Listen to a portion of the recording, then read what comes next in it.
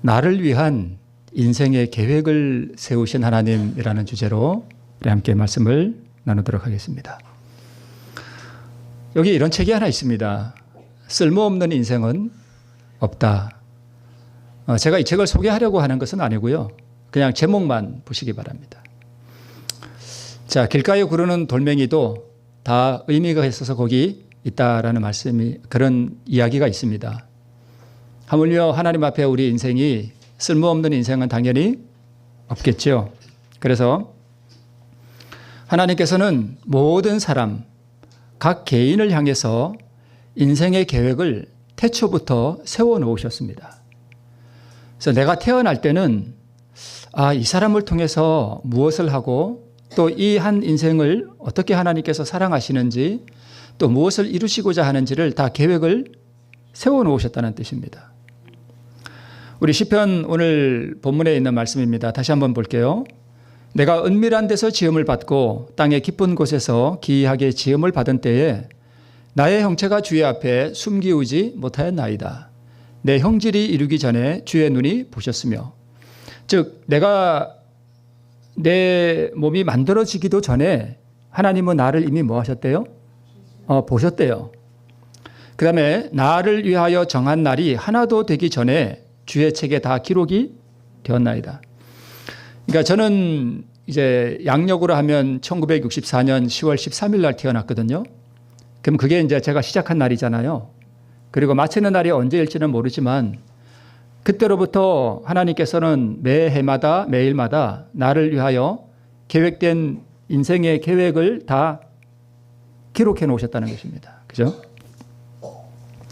즉 하나님께서는 나를 만드실 때에 나를 위한 설계도를 이미 다 만들어 놓으셨다는 것입니다. 이게 뭐예요? 설계도입니다. 정확하게 설계도가 이렇게 생기진 않았습니다. 그냥 이걸 뭐라고 하는지 저도 잘 모르겠습니다만은 여기는 침실이고 여기는 거실이고, 그러니까 건물을 지을 때 무엇을 따라 지어요?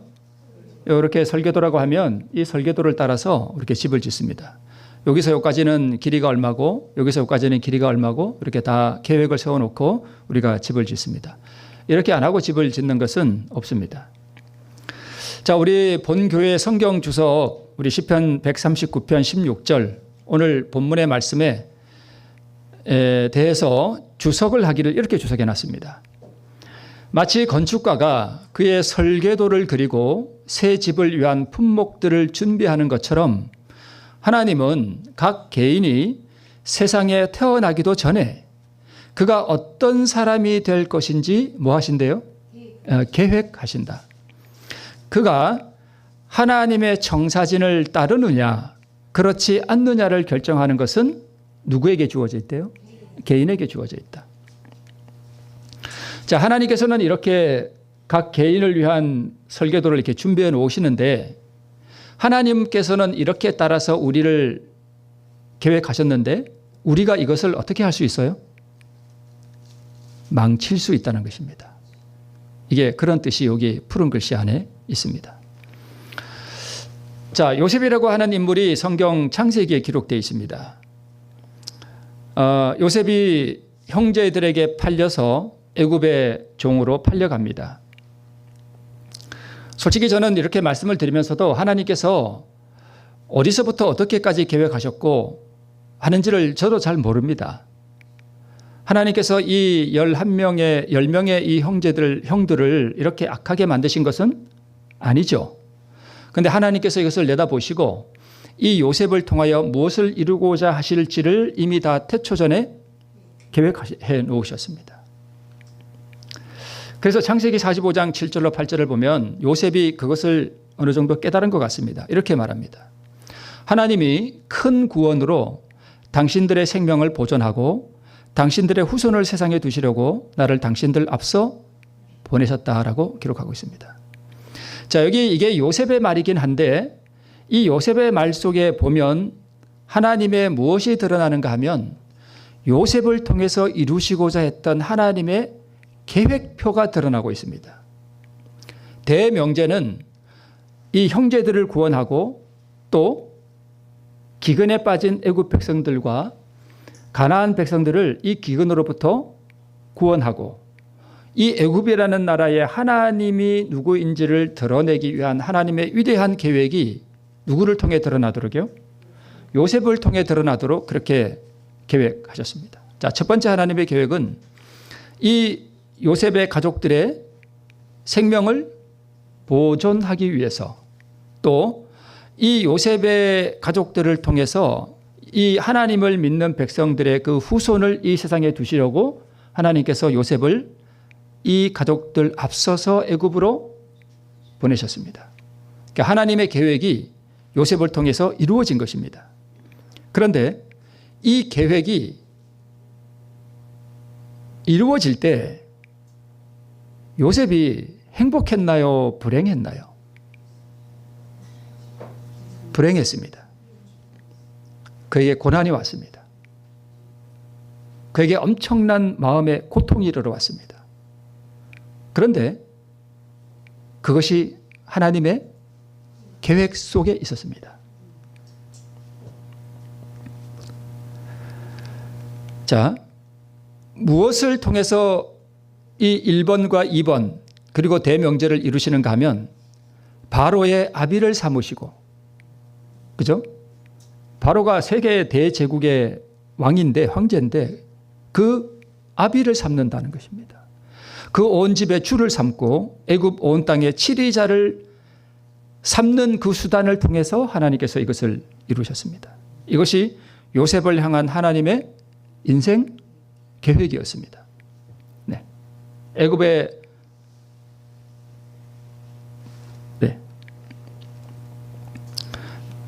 자, 그런데 그가 하나님의 청사진을 따르느냐 그렇지 않느냐를 결정하는 것은 누구에게 주어져 있대요?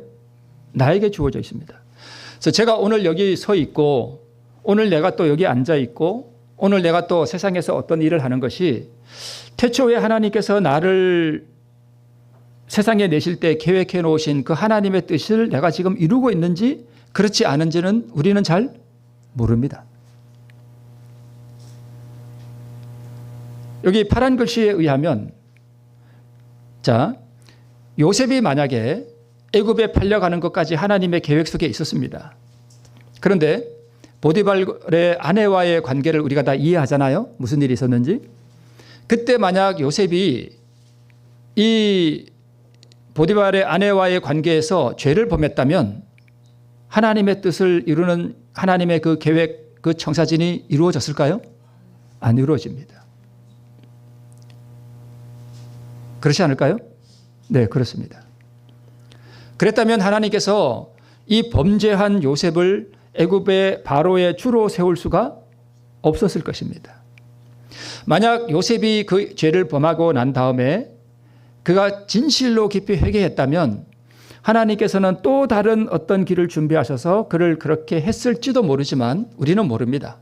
그러나 하나님의 요셉을 향한 그 인생의 계획도는 만약 요셉이 그 죄를 범했다면 그것은 망쳐지는 것입니다.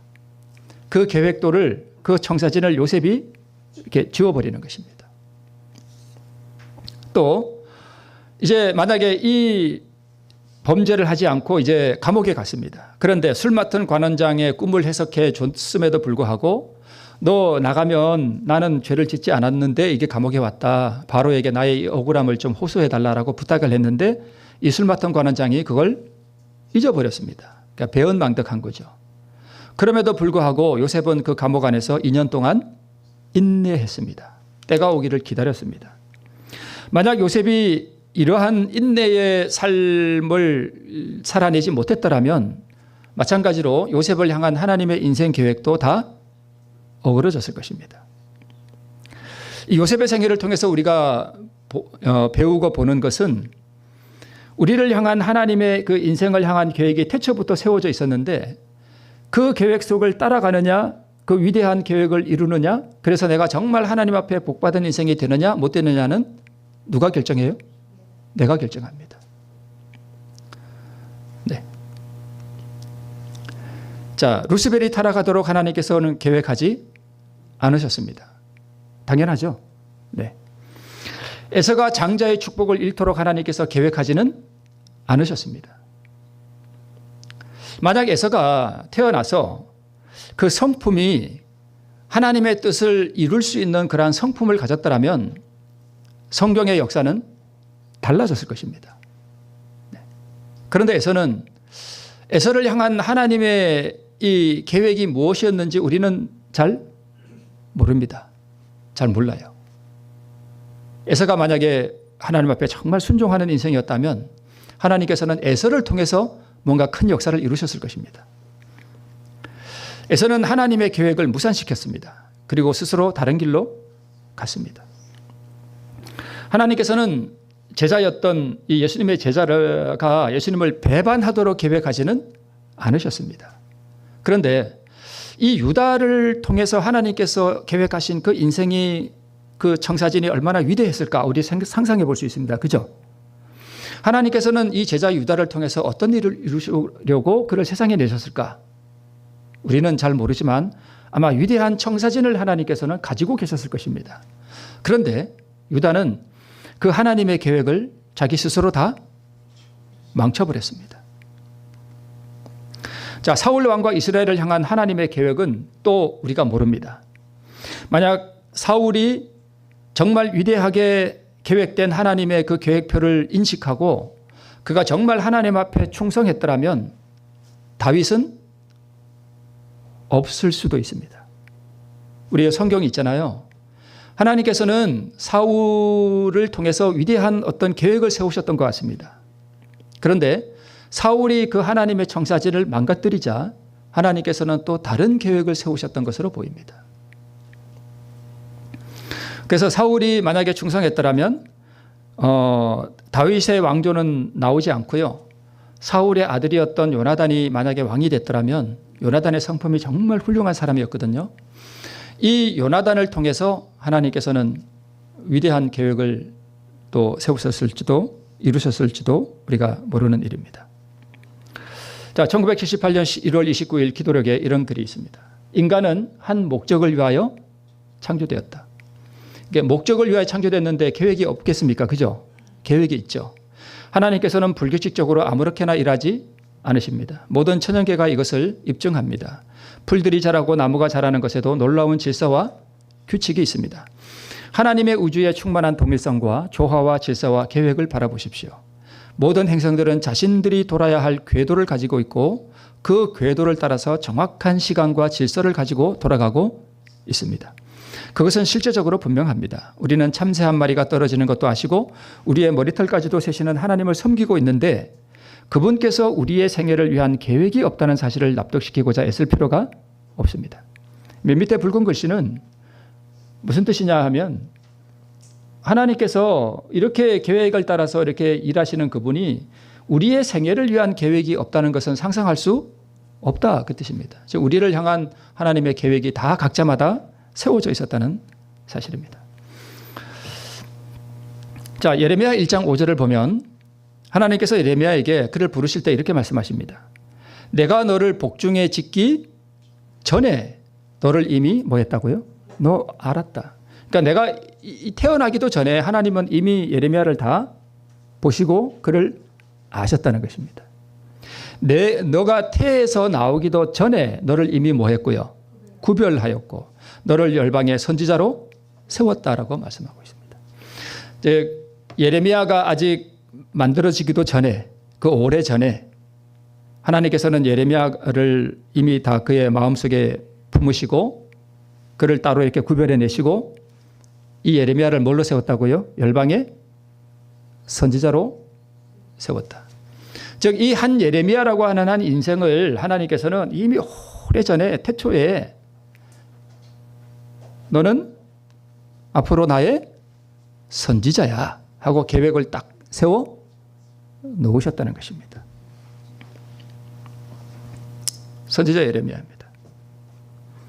예레미야 선지자는 왕과 제사장과 관원들 백성들에게까지 하나님을 떠나서 거짓 교리와 우상을 섬기는 이들에게 저주와 재앙을 선포해야 하는 정말 어려운 사명을 위해서 구별되었습니다.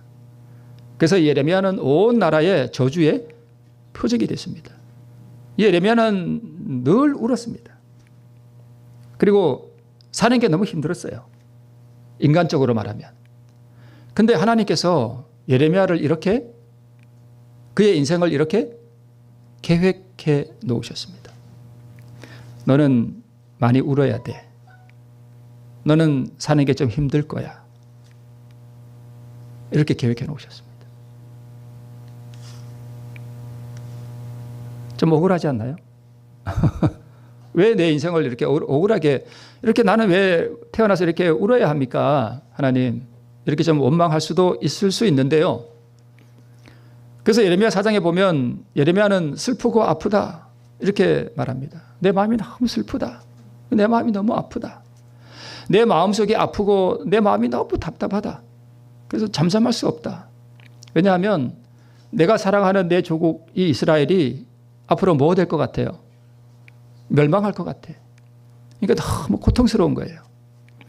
패망에 패망이 연속하여 온 땅이 탈취를 당하니 나의 천막은 호련히 파멸되며 나의 휘장은 잠시간에 열파되도다. 내가 저 기호를 보며 나팔 소리 듣기를 어느 때까지 할꼬. 전쟁의 나팔 소리 말입니다. 자, 하나님께서 예레미야를 이렇게 구별해 놓으셨습니다.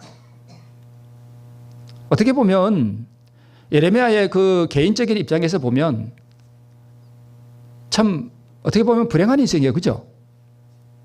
행복이 없고 늘 백성들에게 저주받고 욕을 들어야 하고 그런 삶이었습니다. 근데 하나님께서 이렇게 계획해 놓으셨습니다.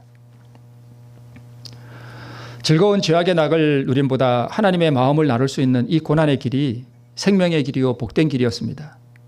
인생을 위한 하나님의 계획표에는 이처럼 난관과 고난의 길이 설계되었으나 이는 나를 구원하고 타인을 구원하는 길이었습니다.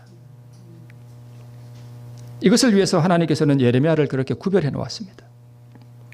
가장 어두운 시기에 나라와 백성의 구원을 위해서 눈물을 계속 흘려야 했던 이 선지자로 태초부터 계획되어 있었는데 자신을 위해 계획되었던 준비되었던 이 계획을 훗날 하늘에 가서 예레미야는 감사할까요?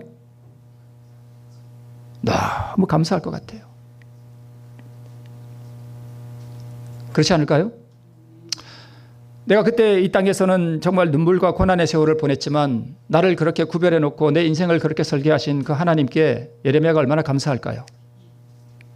저는 100% 그리라고 믿습니다. 하나님 왜 저를 그렇게 이 땅에 살게 어렵게 하셨습니까? 이렇게 말할 예레미야가 절대 아닙니다. 자, 기원전 539년 우리 달력으로 오늘날 우리 달력으로 기원전 539년 10월 12일 날 바벨론이 멸망합니다. 저 그림에 나오는 저 가운데 있는 사람은 벨사살 왕입니다. 다니엘서에 나오죠. 메네메네 대겔 우바르신하고 저기 벽에 글자 쓰는 사건 우리 다니엘서에 잘 기억하시죠. 이 바벨론 도성이 그날 밤에 고레스 대왕에 의해서 완전히 포위되었는데요. 여기 이 성을 쭉 돌아가면서 이렇게 해자를 파놨어요. 해자가 뭐냐 하면 성을 방어하기 위해서 성벽 둘레로 이렇게 물길을 내놔요. 그러면 군사들이 성벽에 가까이 접근을 못 하잖아요. 그죠? 그래서 이 해자를 파놓고 이 바벨론 성벽은 삼중 성벽이었어요. 무너뜨리기 정말 어려운 성벽이었습니다. 그리고 이 바벨론 성 안에는 20년 동안 먹을 양식이 준비되어 있었답니다. 그러니까 뭐 적군이 와서 포위되든 말든 그냥 벨사살은 그날 밤에 잔치를 벌였습니다. 벨사살이 잔치를 벌이고 예루살렘에서 가져온 금은 기명으로 술을 먹고 막 하던 그날 밤에 고레스 대왕이 이 성을 포위하고 이 성벽을 따라 흐르는 이 해자, 이 물길을 위에서부터 다 막아버렸어요. 그래서 이 성벽에 가까이 접근할 수 있도록 물이 이렇게 낮아졌습니다. 이 상징적인 의미는 요한계시록에도 기록되어 있죠. 그래서 이날 밤에 이 고레스 대왕이 이 바벨론을 무너뜨리고 멸망시키고 페르시아 제국을 세우게 됩니다. 네. 그런데 이 사건을 미리 이사야 선지자가 기록하기를 이렇게 기록해놨습니다. 기쁨에 대하여 이르기는 마르라. 즉 바벨론 성벽을 둘러싸고 있는 그 해자를 말하는 거예요. 그 강물이 마른다는 거예요. 왜요? 바벨론이 그래야 멸망이 됩니다. 요한계시록에도 그런 영적인 성취가 기록되어 있죠. 내가 강물들을 마르게 하리라 하며 고레스에 대하여는 이르기를 그는 나의 목자라. 나의 모든 기쁨을 성취하리라 하며 예루살렘에 대하여는 이르기를 중건되리라 하며 성전에 대하여는 이르기를 내 기초가 세움이 되리라 하는 자니라. 하나님의 기쁨을 이루기 위하여 한 사람의 인생을 하나님께서 계획해 놓으셨습니다. 이스라엘의 구원을 위한 하나님의 종으로 고레스라고 하는 한 위대한 인물을 하나님께서는 준비해 놓으셨습니다. 뒤에 나옵니다마는 이사야가 이 기록을 할 때는 고레스라는 사람이 태어나기 전 약 150년 전입니다. 150년 전에 이미 150년 후에 태어날 사람의 이름을 성경에 기록해 놨습니다. 창세기 45장에 보면 요셉이 하나님이 큰 구원으로 당신들의 생명을 보존하고 당신들의 후손을 세상에 두시려고 나를 이렇게 보내셨다. 즉 오늘 이 시간의 말로 풀이하면 하나님께서 내 인생을 이렇게 계획해 놓으셨다. 기근으로부터 애굽과 야곱을 구원하기 위하여 그렇게 했다는 것입니다. 또 방금 고레스에 대하여는 내가 나의 종 야곱 나의 택한 이스라엘을 위하여 너를 지명하여 불렀나니. 누구를 위하여요? 이스라엘을 위해서. 이스라엘을 위해서. 또 동시에 누구를 위해서요? 고레스 자신을 위하여 내가 너를 지명하여 불렀나니. 언제요? 그가 태어나기도 전에 그의 인생을 계획해 놓으셨습니다. 이스라엘을 해방시키고 구원할 하나님의 뭘로요? 종으로 구별하셨다는 뜻입니다. 우리는 안 그럴까요? 이사야는 BC 740년부터 687년까지 사역을 한 선지자입니다. 바벨론은 BC 539년에 멸망했습니다. 이사야가 이것을 그의 마지막 해 BC 687년에 기록되었다 해도 최소한 150여 년 전에 고레스가 태어나기도 전에 기록해놨습니다. 고레스 대왕이 정말 훌륭한 위대한 왕이었습니다. 바벨론이 멸망하던 그날 태어나기도 전에 자기 이름이 기록된 성경과 하나님의 존재를 알게 됩니다. 그날 이제 이 강물이 마르고 이게 이제 건널 수 있게 된 그 강물을 걸어서 이제 바벨론을 멸망시키고 났을 때 이 고레스 대왕이 이제 왕궁 안에 들어가겠죠. 들어갔을 때 이 고레스 대왕이 누구를 받는가 하면 다니엘을 받습니다. 백발이 성성한 이 선지자를 받습니다. 고레스 대왕이요, 이 다니엘 선지자를 봤을 때 엄청난 충격을 받았습니다. 그의 고매한 위풍당당하고 또 겸손하면서도 정말 위대한 하나님의 종이었던 이 다니엘을 그때 보게 됩니다. 다니엘이 고레스 대왕에게 뭘 보여줬냐 하면 이사야서를 보여줬습니다. 아까 우리가 읽었던 본문이 있잖아요. 본문이 아니고 그 이사야 44장 45장 그 내용을 두루마리를 펴서 고레스 대왕에게 보여줬습니다. 고레스가 얼마나 충격을 받았을까요? 내 이름이 어디에 기록되어 있다고요? 히브리 성경에 기록되어 있는 겁니다. 고레스가 얼마나 충격을 받았을까요? 그때 이 고레스는 자기가 이 땅에 존재하는 이유, 자기가 살아가는 목적을 이 성경을 통해서 깨닫게 됩니다. 아, 어떤 이 세상을 창조하신 위대하신 분이 내가 태어나기도 전에 이미 나를 뭐 했구나, 아셨구나. 그리고 나를, 내 이름을 그대로 성경에 이렇게 기록해 놓으셨구나. 내가 왜 태어났을까? 이 성경 이사야서를 본 이 고레스가 너무 큰 충격을 받고 자기가 살아가는 존재 이유를 깨닫게 됩니다. 아, 나는 무엇을 위해서 태어났는가? 아, 이 바빌론이라는 이 하나님을 대적하는 도성을 무너뜨리고 여기에 포로되어 있는 이 성경, 히브리 성경을 가지고 있는 이 히브리 백성들을 이 포로에서 보내도록 하는 이 사명을 자기가 받았다는 사실을 깨닫게 됩니다. 아, 나는 이 사명을 위해서 이 땅에 존재하게 됐구나. 세상을 창조하신 하나님이 이 목적을 위해서 나를 세상에 내셨구나. 나를 위해서 하나님께서 그렇게 나의 인생을 계획해 놓으셨구나 하는 것을 고레스가 깨닫게 됩니다. 그래서 우리는 이 고레스의 조서를 통해서 이스라엘 백성들이 537년에 1차 예루살렘으로 귀환했다는 것을 우리가 알고 있습니다. 그 배경에 바로 우리 각 사람의 인생을 계획하신 위대하신 하나님이 계시다는 사실을 우리가 알 수 있습니다. 나 여호와는 나의 기름받은 고레스의 오른손을 잡고 열국으로 그 앞에 항복하게 하며, 이게 하나님의 인생 계획이었습니다. 고레스를 향한. 내가 나의 종 붉은 글씨, 내가 나의 종 야곱 나의 택한 이스라엘을 위하여 너를 지명하여 불렀나니 너는 나를 알지 못하였을지라도 나는 내게 칭호를 주었노라. 이걸 고레스가 읽었을 때 얼마나 충격을 받았을까요? 너는 나를 모르지만 나는 너를 지명하여 너를 불렀다. 왜 불렀느냐? 이것을 알게 된 것입니다. 하나님께서 우리 각자를 안 부르실까요?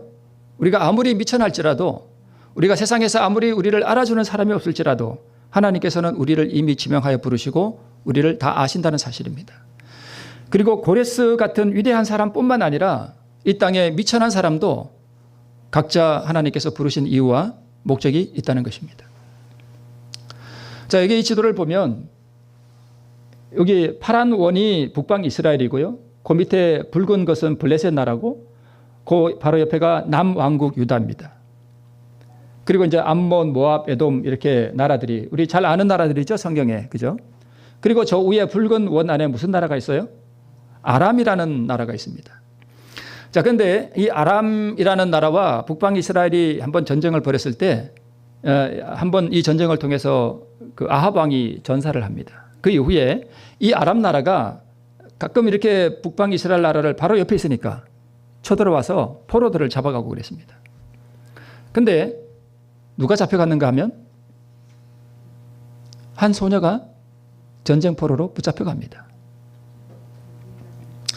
불행한 일이고, 이 전쟁 포로로 붙잡혀가서 이 나아만 장군의 그 아내의 여종이 됐습니다. 개인적으로 이 소녀의 입장에서 보면 얼마나 불행한 인생인가요? 고난에 고난이 연속하고, 이 소녀의 부모가 이 전쟁통에 죽었을지도 모릅니다. 그죠? 마을 사람들이 죽임을 당하고 집이 다 불타고 자기는 전쟁의 포로로 끌려가는. 근데 결과적으로 놓고 보면 이것은 하나님께서 계획하셨습니다.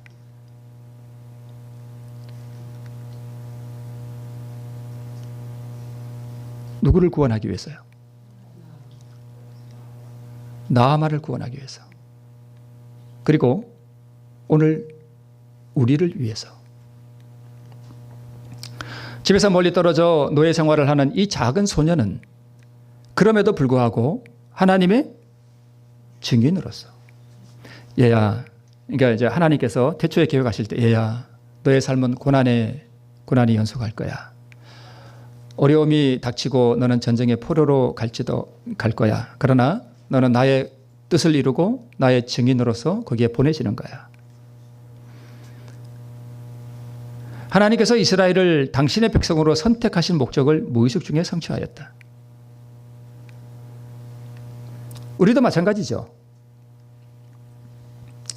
전쟁과 이국 땅에 포로되어 가는 것은 불행과 엄청난 고난이었습니다. 가장 천하고 낮은 신분의 대명사가 그 당시에 뭐였는가 하면 여종이었습니다.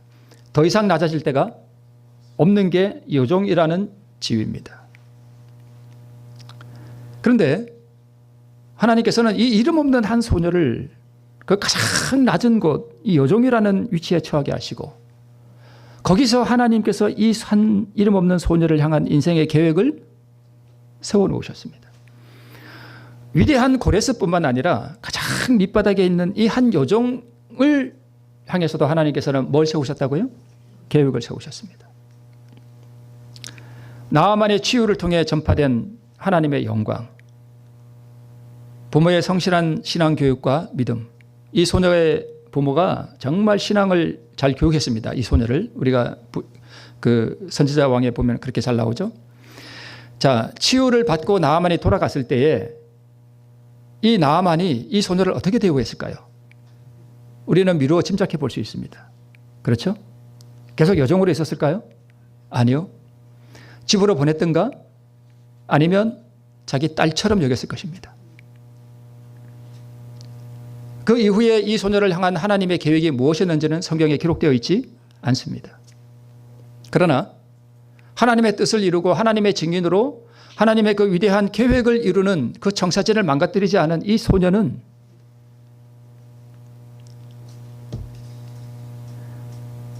하나님께서 태초에 이 소녀를 향한 그 가진 그 위대한 계획을 이룸으로 말미암아 이후에 말할 수 없는 복을 받았으리라 믿습니다. 다니엘도 마찬가지입니다.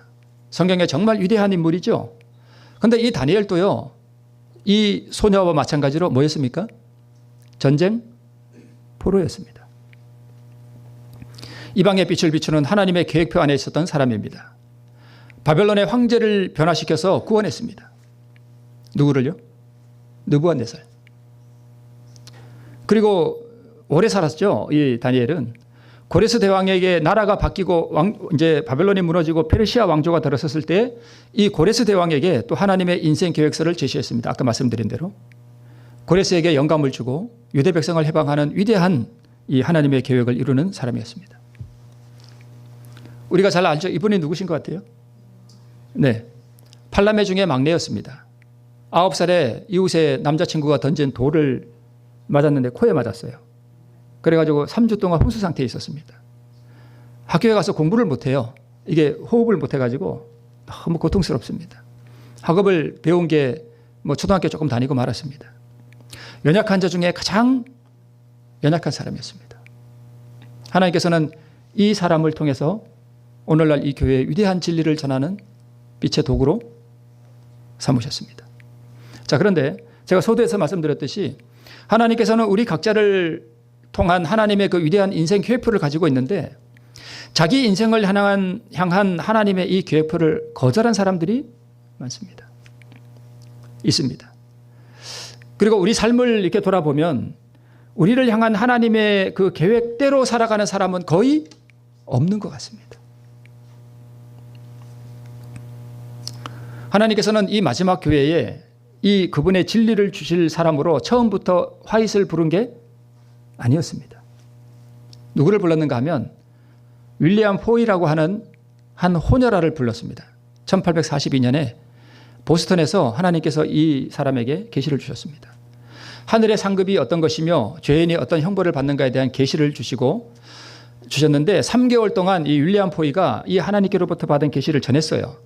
그런데 가족들의 생계가 너무 걱정이 돼가지고 아이고 하나님 저 이거 못하겠습니다 하고 버렸습니다. 그런데 어느 날 2년 후에 1844년에 길거리에서 무슨 소리를 듣는가 하면 어떤 여자가 무슨 기별을 전하는데 많이 들어보니까 자기가 옛날에 받았던 그 계시였어요. 얼마 후에 윌리엄 포이는 죽습니다. 윌리엄 포이 다음에 이 기별을 또 대신해서 전하라고 받았던 사람이 누구냐 하면 하이젠포스예요. 1844년 여름이었는데 한때 순종하였으나 사명을 불이행했습니다. 3번의 계시를 모두 거절했고요. 이 사람은 왜 떠났는가 하면 내가 이 기별을 전할 때 내가 비난받을까 봐 두려워서 이걸 거절했습니다. 그러자 이 하이젠포스라는 사람에게 이런 음성이 들렸습니다. 너는 그 책임에서 뭐였으니 이 기별이 가장 약한 자에게 전가되리라 라는 음성을 들었습니다. 그걸 거절하고 난 다음에 후회와 또 신앙과 먼 삶을 살다가 이 하이젠포스도 죽습니다. 하나님께서는요, 오늘날 우리 재림교회를 향해서 주신 이 위대한 기별을 처음부터 화이트에게 주신 게 아니었습니다. 하나님의 계획은 이 윌리엄 포이라고 하는 이 사람을 통해서 이 위대한 계획을 우리에게 증거하고자 계획하셨습니다. 그게 윌리엄 포이를 향한 하나님의 개인적인 인생 계획표였습니다. 그런데 윌리엄 포이가 그것을 스스로 거절했습니다. 그래서 만약에 윌리엄 포이가 이 기별을 그대로 받아들이고 그 사명을 수행했더라면 오늘날 우리가 가지고 있는 그 뭐하는 예언의 신에 그러니까 그 엘렌 G 화이트 대신에 윌리엄 포이라고 적혀 있을 겁니다. 역사가 달라질 뻔했습니다. 아니면 윌리엄 포이가 거절하고 하이젠포스가 이걸 받아들였다면 엘렌 G 화이트 대신에 하이젠포스 이렇게 기록됐을 겁니다.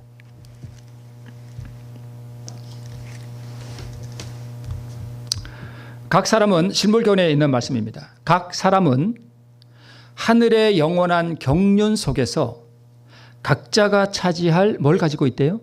자리를 갖고 있대요. 이게 하나님의 인생 계획입니다. 여기 경륜이라고 하니까 좀 무슨 어려운 말 같잖아요. 이게 제가 그 예내신 원문을 찾아보니까 플랜이라고 돼 있어요. 플랜이 뭐냐 하면 플랜이라는 말을 많이 들어보셨죠? 계획이라는 말이에요. 계획. 그러니까 각 사람은 하늘의 영원한 계획 속에서 각자가 차지할 뭘 가지고 있대요? 자리를 가지고 있대요. 네.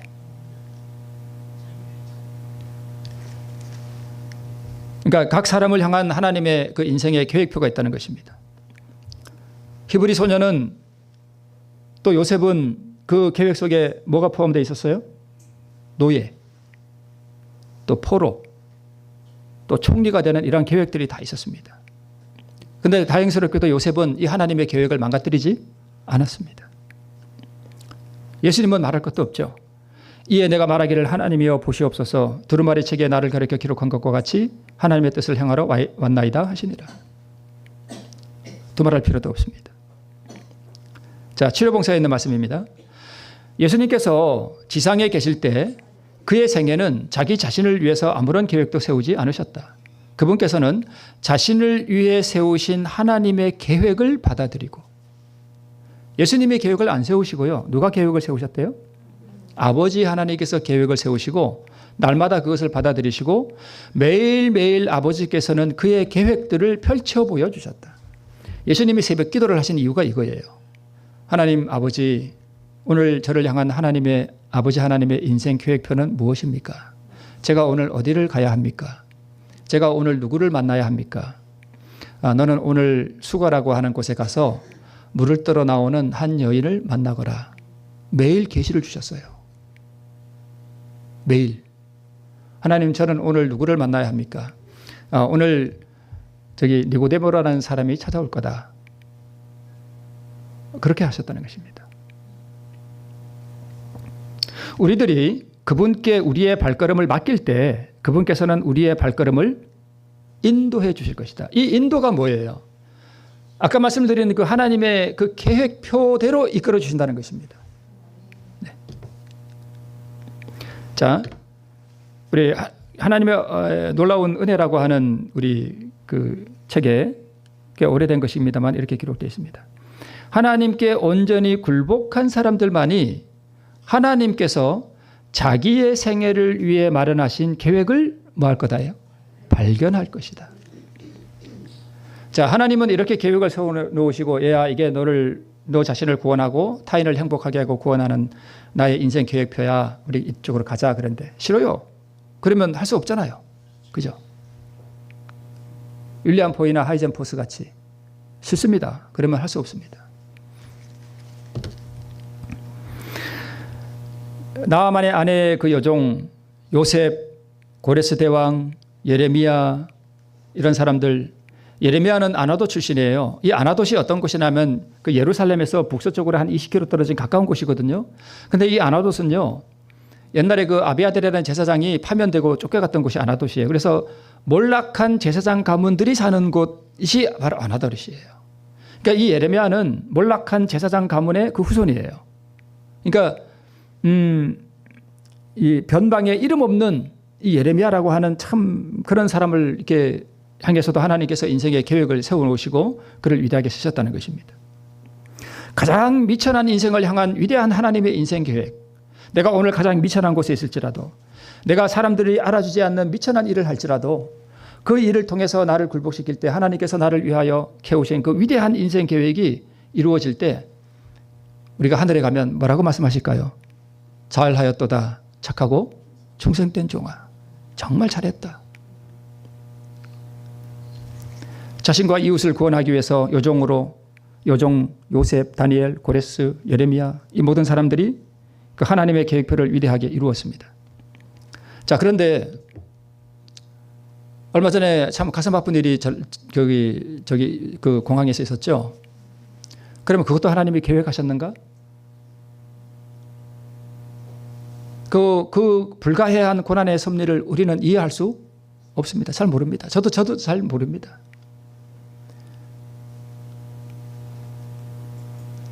우리 교인들도 몇 번 희생됐습니다.